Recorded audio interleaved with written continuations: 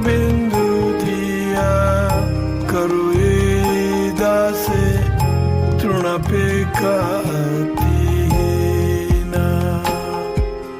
तबे तो गाइब हरिनाम सुखे अपराध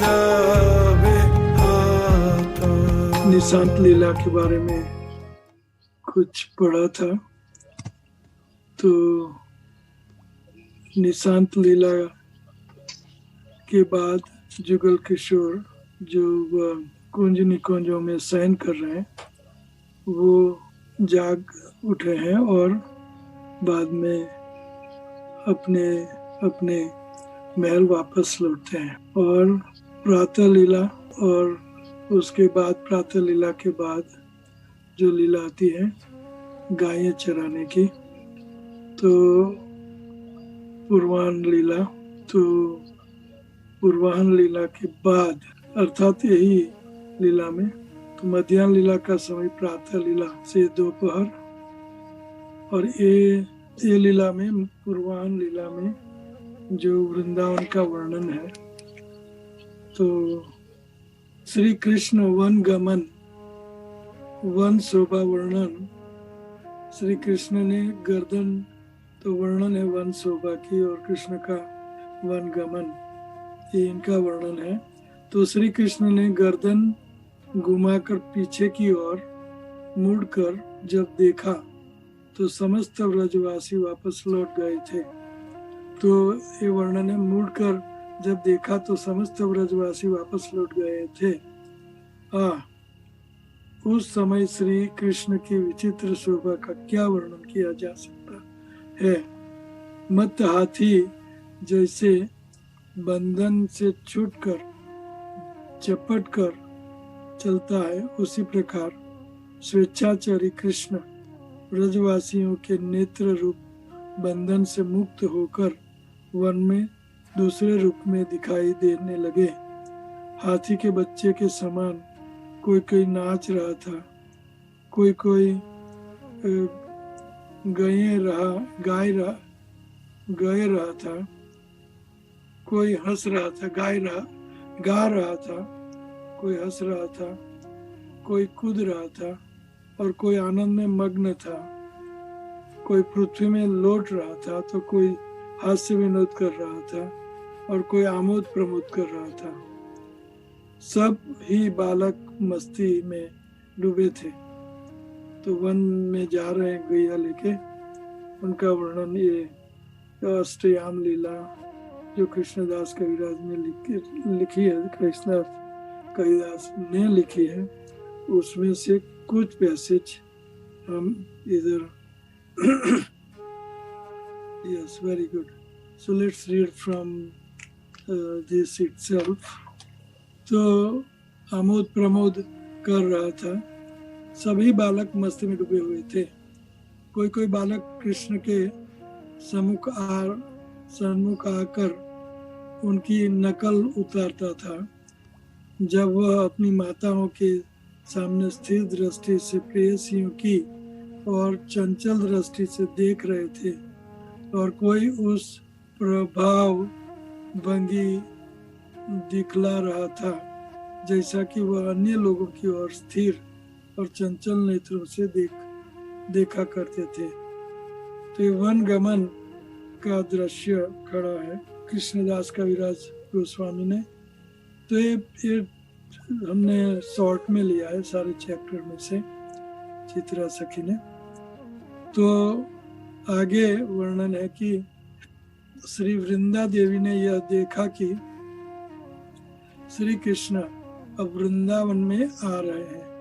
सो वृंदा देवी तुलसी महारानी is the controller of these pastimes.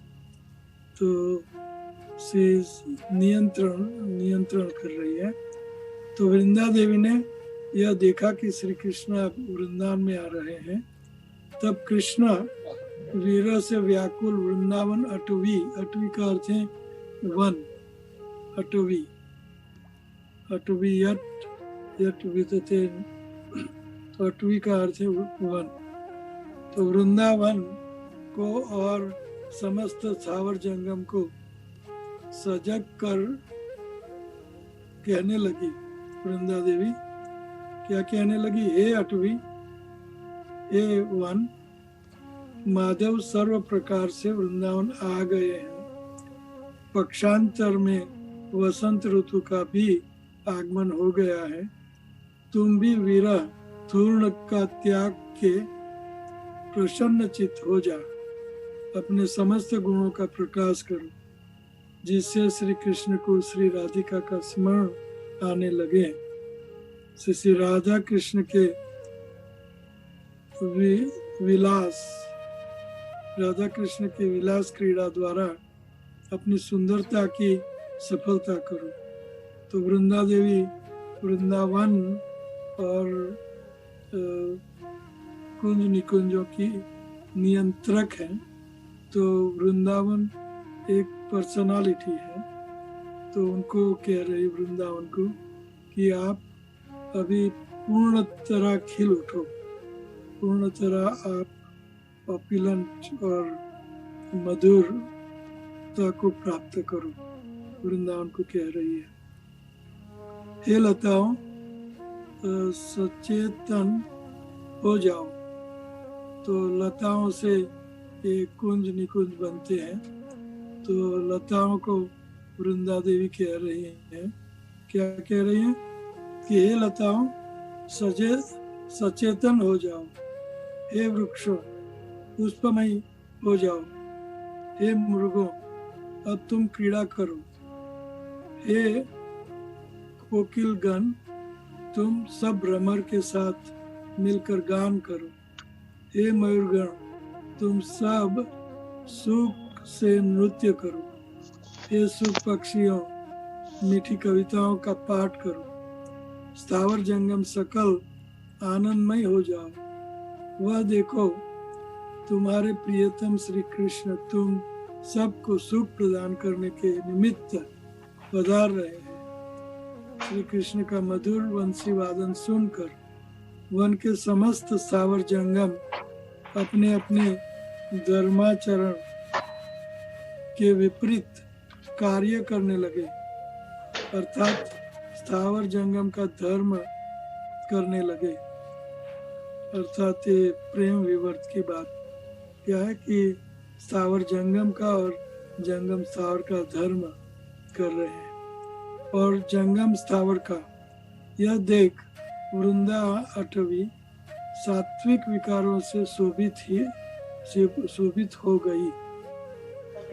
तो सारा वृंदावन सात्विक विकारों से शोभित हो गया जब व्रत छोड़ के वृंदावन में प्रवेश कर रहे हैं श्री कृष्ण।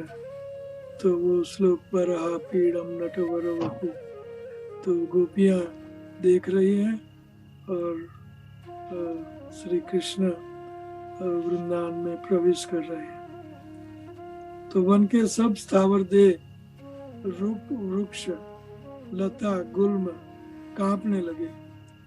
जंगम देह रूप समस्त पशु पक्षी, कीट, पतंग आदि जड़ता को प्राप्त हो गए। पत्थर पिघलने लगे।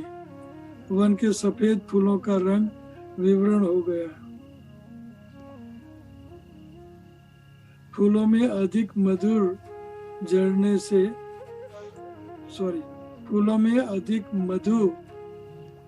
से अश्रु वर्षा होने लगी। पशु पक्षियों का कंठ गद होने से उनका स्वर भंग हो गया, अर्थात स्वर भंग अर्थात उनके गाने का टुटक में गाने लगे। सब वन के जीव अचैतन्यता को प्राप्त अचेतनता को प्राप्त होने लगे। वृंदावन में यह 8 प्रकार के सात्विक भाव एक साथ ही उदित हो उठे। श्री राधिका के बिना और किसी में भी एक साथ उदय नहीं होते हैं। तो सर राधिका के बिना और किसी में अष्ट सात्विक भाव एक साथ उदित नहीं होती। महाभाव का वर्णन है। महाभाव में 8 सात्विक भाव, स्वेद, कंपन, अश्रु, वैवरण्य, स्ट्यून, स्तंभ वगैरह वगैरह 8 सात्विक विकार जो राधिका में एक साथ उदित होते हैं। तो वे वृंदावन के गुल्म, लता, औषधि, क्रीपर सब में ये सात्विक भाव एक साथ उदित हो उठे। और क्या हुआ, श्री राधिका के बिना और किसी में भी एक साथ उदय नहीं होते हैं। वृंदावन श्री राधा की ही अंग स्वरूपा है, राधा का ही अंग स्वरूपा है, अतः इसमें कोई आश्चर्य नहीं है। तो वृंदावन और राधा रानी में कोई अंतर नहीं है। तो ये कृष्णदास कविराज गोस्वामी ने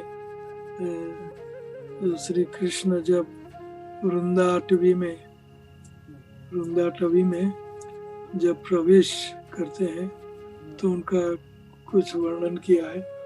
तो इसी डिटेल में सारा ग्रंथ है। तो हम तो सिनॉप्सिस लेंगे शॉर्ट में।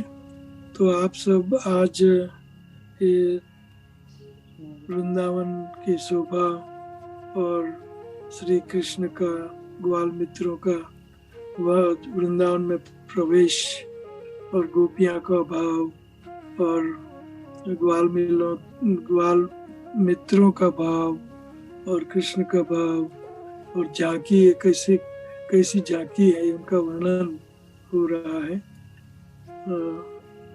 तो आप ये लिखना नहीं है तो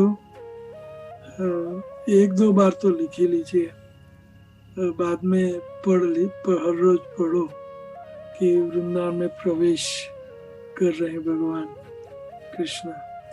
तो उनका वर्णन है ये। तो होपफुली हम कल आगे पढ़ेंगे या जो भी करेंगे कल। तो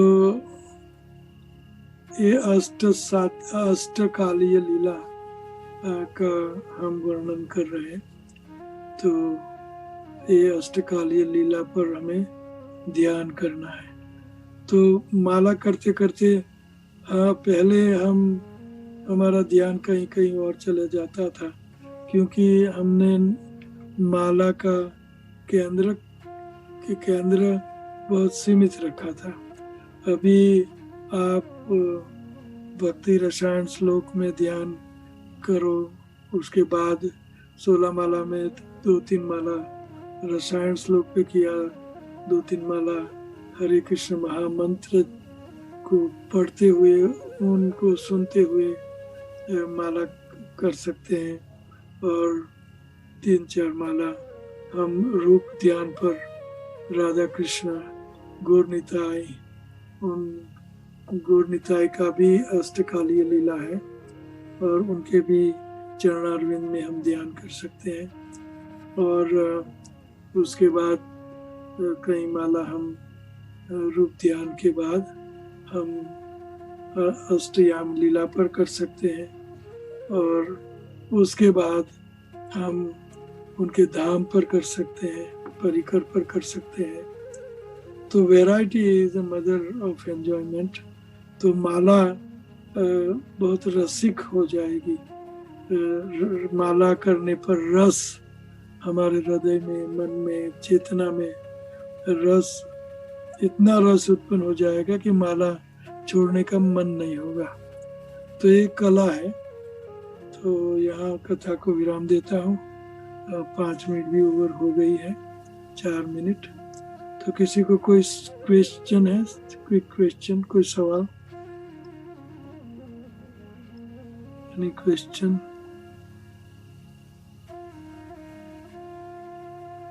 धन्यवाद, प्रणाम गुरु महाराज। हरे कृष्ण। यस महाराज, कल आप वर्णन कर रहे थे ना रस और भाव की, तो वो एक बार और बता देंगे प्लीज। रस और भाव की जो आप वर्णन कर रहे थे प्लीज। ओके, देहाती भाषा में बता देता हूँ। कृष्ण रस है, रसो वै सह रसम एवं लब्धा आनंदीन भवति, हमें आनंद और आनंद की सीमा तक हम पहुंच सकते हैं अगर कृष्णमय हमारी चेतना हो जाए। लेकिन ये रस है, तो ये रस में अगर भाव मिल जाए तो उससे आनंद पैदा होता है, या उससे प्रेम की पराकाष्ठा पर हम पहुंच सकते हैं।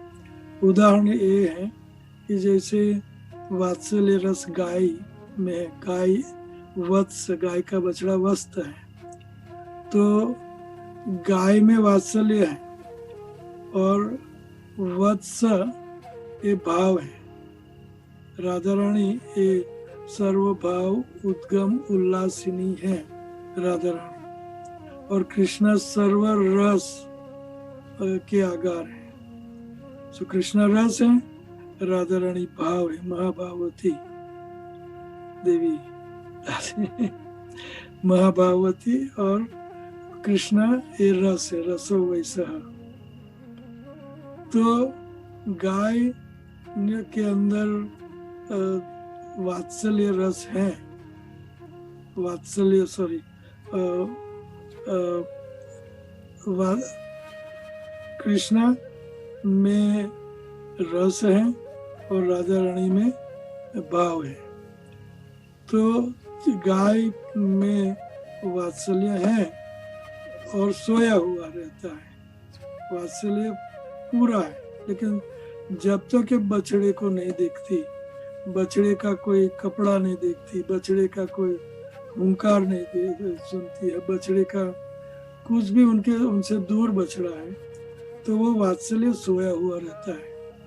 अर्थात जो रस है वो सोया हुआ रहता है, अर्थात कृष्ण भी सोया हुए रहते हैं, कृष्ण का नाम भी सोया हुआ रहता है, सब कुछ डॉर्मेट हो जाता है। इसलिए हम कहते हैं कि नित्य सिद्ध कृष्ण प्रेम साधु करो नहीं, श्रवण आदि शुद्ध चित्ते करे उदय। तो नित्य सिद्ध कृष्ण प्रेम हमारे अंदर है, लेकिन सोया हुआ है। सो डॉर्मेट नित्य सिद्ध कृष्ण प्रेम साधु श्रवण आदि शुद्ध चित्ते करे उदय। तो गाय के नजदीक जब बछड़ा आएगा, या गाय का बछड़ा हुंकार करेगा या तूफान करेगा कुछ उनके पास जाने का, तो और कुछ गाय को भी पता चले कि यस बछड़ा मुझे बुला रहा है, या बछड़ा उनके खूंटे से छोड़ के मालिक उनके नजदीक ला रहा है, इमीडिएटली गाय में वो जो वात्सल्य है वो पराकाष्ठा पर पहुंच जाता है, और दूध उनके स्तनों में, उनके मिल्क पैग में मिल्क आपो आप निकलने लगता है, और प्रेम का उदय, आनंद का उदय सीमा पर पहुंच जाता है। तो उसी तरह कृष्ण अकेले हैं तो रस है, लेकिन रस स्पंदित नहीं होगा जब तक महाभाववती उनको सानिध्य नहीं देती, या वो दोनों सब जैसे बछड़ा गाय के पास नहीं आता तो उनका हुंकार नहीं सुनता, तब तक गाय में वात्सल्य सोया हुआ, जैसे माँ और बेटा है, छोटा सा बच्चा, और उनका स्तनपान कराती है वो, तो जब तक वो काम करती रहती है वात्सल्य है, सोया हुआ रहता है। जैसे बालक रोता है तो उनमें वात्सल्य तुरंत जागृत हो जाता है, और उनको गोदी में लेके उन वात्सल्य का आनंद लूटती है। तो ये भाव और ये है रस, कृष्ण रस है। तो शांत रस, दास्य रस, वात्सल्य रस, साख्य रस, वात्सल्य रस, और मधुर रस, और गौण रस है, विभत्स रस, वीर रस वगैरह वगैरह, हास्य रस। तो ये रस है सारे, जो कृष्णा ये रस का रस है कृष्णा। और भाव ये विभाव, अनुभाव, संचारी भाव अर्थात व्यभिचारी भाव, एंड सात्विक भाव, तो ये सब भाव है। तो ये दोनों अलग अलग है, तब तक उसमें से कोई आनंद, रस, प्रेम उत्पन्न नहीं होगा। इन दोनों को मिलाना पड़ेगा, भाव एंड रस। तो उसमें से प्रेम पराकाष्ठा पर पहुंच जाएगा, हमारा हृदय उल्लासित हो जाएगा, चेतना उल्लासित हो जाएगी। बहुत सिंपल सरल भाषा में मैंने देहाती भाषा में बताया। आप कुछ ऐड कर सकते हो श्यामानंद? धन्यवाद प्रणाम महाराज। नहीं, बहुत सुंदर आप वर्णन के। तो इसमें भगवान कृष्ण रसमय हैं और उनके भक्त, उनके प्रेमी जन भावों के उद्रेक करने वाले, मतलब जगाने वाले हैं। तो एक Yes. तरफ एक दिया, और दूसरी तरफ भगवान कभी भी आश्रय में भी आ सकते हैं, मतलब भगवान भी भक्त बन सकते हैं। तो उस समय दोनों ही कृष्ण होते हैं। जैसे गौरांग महाप्रभु के समय तो महाप्रभु तो आश्रय के स्थान पे आए, तो भगवान कृष्ण को इस समय विषय में रखते हैं। तो भक्त और भगवान के समन्वय में ये भाव और रसों की आदान प्रदान होती। तो ऐसे ही समझे महाराज ने। यस यस, बिल्कुल सही है। या धन्यवाद महाराज। Hare Krishna. Thank you very much. Hare Krishna. वांछकल्पतरुभ्यः हरे कृष्ण जी। हरे कृष्ण गुरु महाराज, धन्यवाद। हरे कृष्ण, दंडवत प्रणाम। वैष्णव।